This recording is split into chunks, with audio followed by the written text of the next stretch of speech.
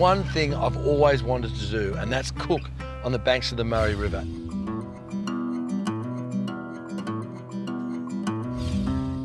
What I've already done is filleted some fish.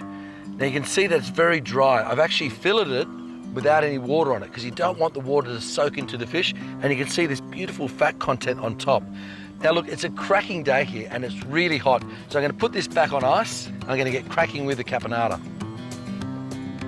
First thing we need to do is turn Rambo up and some oil in the pan. Now I've got some eggplant here that I've cut into cubes and I've just salted it for an hour and washed it off. What I'm trying to do is draw out all that bitterness of the eggplant. So we're just going to start sauteing that. With the eggplant happily on the go, time now to get started on the fennel, which will add a slightly aniseedy flavour to offset the other herbs.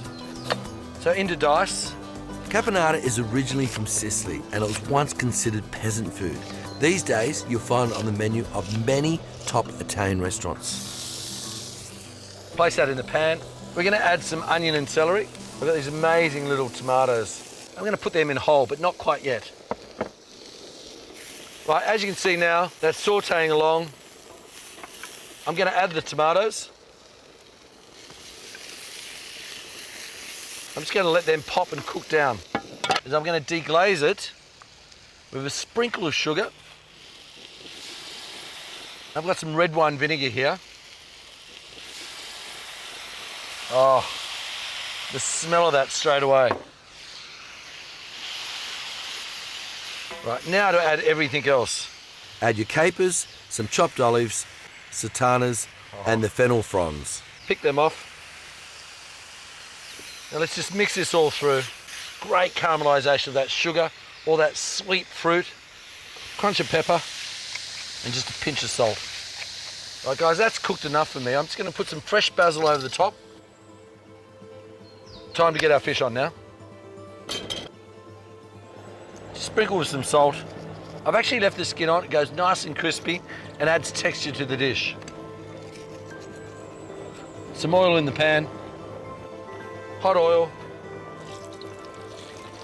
Apply some pressure to the fish to keep a nice even crispiness. I can't forget the bok choy. I'm just going to pull this out. Oh, it's so fresh. I'm just going to throw this into the pan. Just some leaves, just to add a little bit of green to it. Right, now to me that's cooked on one side. All it needs now is turning over. Oh, look at that. Oh. Add a couple of knobs of butter. And what the butter's going to do, it's going to start to brown and get that beautiful nuttiness to it.